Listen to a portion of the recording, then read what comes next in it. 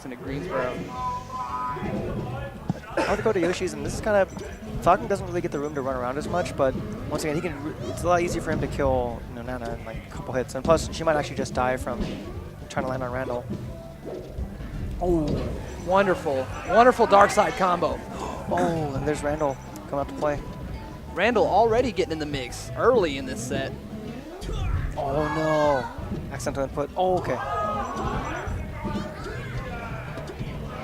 Sharkz is a. Oh, Nana trading. Got to get her out of there, dude. He wanted to get rid of her so bad.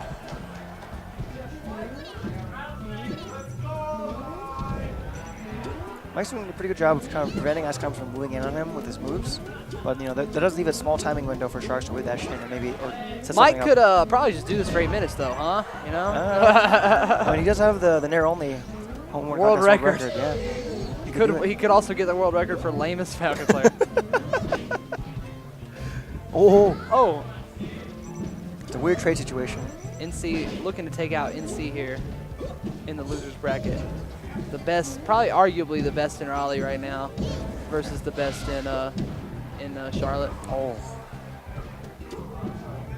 Money Mike really reminds me of like the older school Falcons, you know, his punish game. When he hits so hard. Yes, yeah. It feels so brutal. When you get downered by him, it feels different from getting downered by like your average Joe Schmo Falcon. Yeah. It's like it's extra. I don't know. It is extra. It's meteor. And I don't mean meteor smash. I mean it's got much more meat. It's got twice, maybe 3 times the meat. Oh, Nana taunting.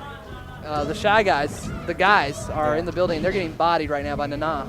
So that's one of the risks when you do a Nana pull, because it seems like a cool option. You know, you're throwing out Blizzard like far in front of you. Randall getting back in the mix again.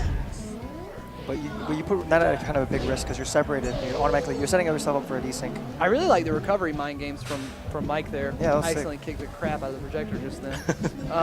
Oh, the jab kill. Oof. And Nana's gone. Nana is gone. She's out of the mix. Popo just one little man.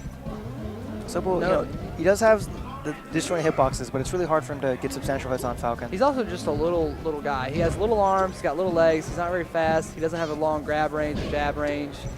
He's got that big old hammer, but it's all about the movement. Got the tiny arms to swing it with. You gotta have big arms. He needs better genetics. The reason they didn't put the Ice Climbers into Brawl is because it had been so long since they came out with the Smash game. They were just teenagers and it looked weird. It looked weird. It was like, this is just, no, Brawl. Or, Smash 4. They weren't in Smash 4. Yeah. I call it Brawl because it's like, you know. It's like, oh, man. The Ice Climbers are just teens now. It's just weird to put them in here. They've just grown, and it's just their body parts are all gangly and weird. Yeah, there's too much of an implication there when they're older, you know. Oh, nice. Nana could be gone again. And even though it's kind of, you know, it sounds so simple, Mike's doing a really good job of not getting shield grabbed. You know, he's not getting baited by the double shields, by the shield spacing. It's just easy to fall for that trap because people always get this. People always feel 2 ways about the Ice Climbers. People either always feel that they're extremely godlike and that they have to play extremely reserved and that they can't get grabbed, so I'm just going to stay on the outside and make them come to me and I'm going to play super lame. And then there's people who are like, this is a low-tier character with a high-tier gimmick. As long as I go in there and don't get grabbed, I'm going to mess this Nana up. Yeah, yeah. And that's how that's like the 2 paces of, or philosophies of thought. And Mike usually goes right onto Sharkz and just tries to like basically jump on him like a shark. And just get rid of Nana ASAP. Yeah, I mean, that's the best strategy in my opinion because if everybody hates getting wobbled, like you can't wobble with one climber. It's just not possible.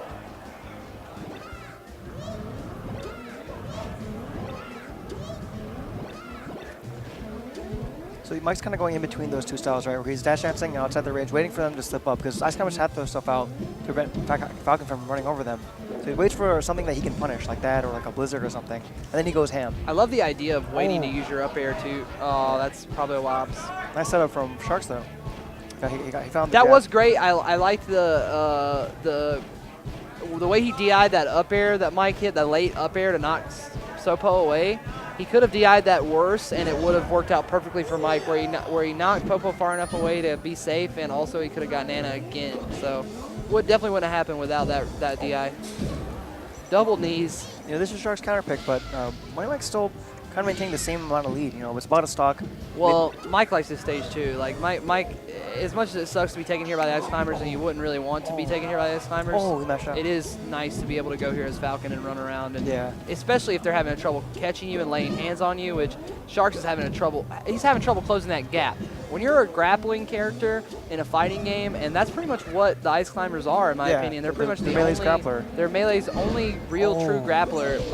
One of the biggest problems they always have on characters, especially with characters that have long hitboxes like Falcon, is closing that gap, getting in for their grab. And with the jab and the moves we've seen, the stretching knee and the side B, he's doing a great job just keeping them out of that grab range. You can see he's kind of forcing Sharkz to fight out of the corner a lot too, which gives Sharkz less room to, and there it is. But it gives Sharkz less room to escape when he goes for the Blizzard setups. And there, Money Mike, for the first time in the set, got a little over anxious, a little over eager to punish the Blizzard, and got baited, got punished for it. Hopefully that reminds him to stick to the game plan instead of frustrating him and causing him to cause errors like this even more. Yeah. The crowd's getting into it.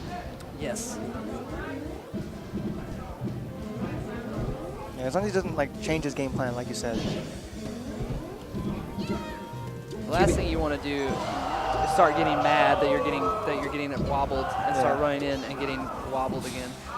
You keep it like pasta, dude. Simple. You got to keep it simple like pasta. If there's one thing I can teach y'all today, it's that the best stuff is just you know, going to your local store and just buying fresh ingredients. I mean fresh ingredients and keeping it real simple. Oh no. Oh. And it doesn't get much more simple than that. So he messed up the wobble input because he tapped forward too hard when he got the grab.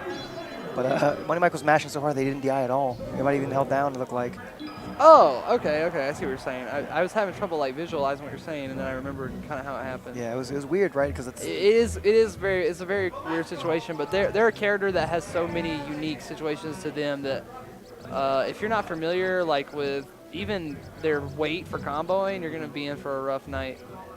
It's just a matchup that's like way harder than it seems on the surface because Ice Climbers are so complicated. They're complicated. They're not necessarily good or worse or better.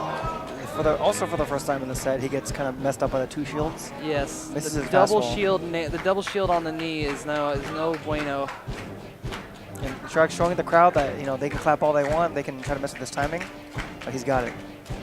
Well, they might actually be Sharkz fanatics. They might actually be trying to remind him to stay on beat, but they're all like off beat, so they're accidentally not supporting him. Yeah. They got no rhythm. And he's like, "Come on, y'all, get your BPM down." This is what it's supposed to look like. Come on. Yeah, Sharkz is trying to educate them. Hey, stay on beat. He's like conducting them, like a symphony master. Yeah. A maestro is what they call a symphony master. He's not just controlling two characters; he's controlling the crowd too. It's good for 3. Right through the uprights. They are in a stadium after all. Yes. Oh.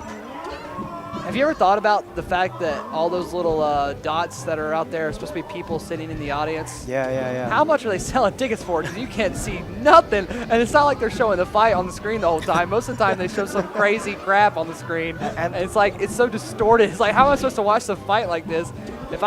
If I had paid tickets to sit in this arena, I would be so mad, and I would feel ripped off, and that's why we need to ban Pokemon Stadium ASAP. You see what I'm saying? I'm getting political with you guys. No. Like, no, let's save Pokemon Stadium. I love the burning house. We gotta save the burning house, dude. It's been burning for years. Yeah, I mean, that's where Tahim lived when he was a child, and that's why he is so anime. Bandits came to his house. And I see. They raided night. And this is a reminder of that night. Every night, every time someone picks Pokemon Stadium, Tahim is. I also love Murder Mountain. A lot of people don't like Murder Mountain. I love it. When that rock comes up, I get excited because I think that somebody's gonna die at 23. Oh, knee, reverse knee. Okay. Nana will teleport away, of course, into the Shadow Realm. And Money Mike's still keeping it together. He's still sticking to his game plan, which is what we wanted to see. Yeah, right? I was really worried when we saw that early wobble because I was like, does that mean Mike's kind of just running at him right now? Yeah, is he going to get tilted off of this? But it would appear that that's not the case.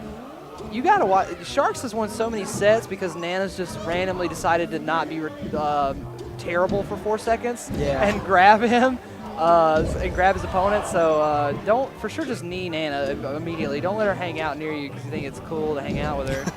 I mean, she's a cool kid, right? I mean, literally. She's never done anything wrong in her whole life. Nice DI, manages to avoid the knee, gets down thrown. Popo with his little man legs. Oh. Sharkz, the nice guy he is, I'm going to finish the edge guard for you. He fumbled. Yeah, I know that, you know, you should have had that, so I got you. Here's the mountain. Here's Murder Mountain. Oh, gets up. Oh, but he will get raised, but will they get raised together or separate? Together. Okay. Separate. That's why you got to keep it legal, guys. If you want any example of why to keep Pokemon Stadium legal, please reference that clip forever for the history of time. Oh my God. It adds dynamics to matchups. Oh my God. Oh, the Tex. Watch out, watch out, watch out, watch out. Nana's coming back in just to get kneed again. Oh, the Tex. My God. Oh, Murder Mountain strikes again. You know, this is a dire situation for Sharkz, but okay. Oh, Popo's got little tiny legs and arms. Can he make it back? Might grab the ledge kind of necessarily there, but it didn't matter. It would be really, really something for Sharkz to make that comeback. And that stage worked out almost perfectly for Money Mike. And despite the early wobble, he got everything that he wanted. He got a wobble interrupt. He got the easy, like, straight knees across the stage on Nana. This is the expected counter pick in 3 out of 5, for sure. But I feel like the way Money Mike has been playing the matchup, where he's controlling space with areas like that. That was Money Mike's second win, right? Oh yeah. Okay. It just took score a second, doesn't it? Okay. But it feels Dark great. side combo coming hot. Oh no, thought it was. I feel like he's not going to get tripped up too much by the platform because he's been holding center stage almost the entire time in the match so far. So the winner of this will play none in losers finals, right? Oh. Or no, in losers semis. Oh. We want that run back from the salty speed. We want it. I would love it because Mike got close. Oh.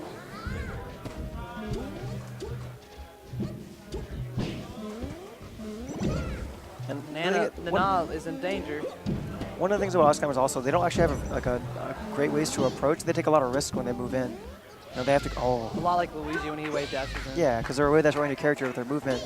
But they also have to, you know, dash attack is a risk sometimes, you know. You can't quite set up the Blizzard or Ice Block these things on the stage sometimes either. They take too much time. So, Mike holding center stage is a great strategy and it's working very well for him. Okay, Sharkz now, you know, using these big disjointed hitboxes to kind of zone Falcon out. Oh, Lord of mercy. Sharkz got a long road ahead of him. He's got a couple more stocks to take. He almost had it right there, though. For this game.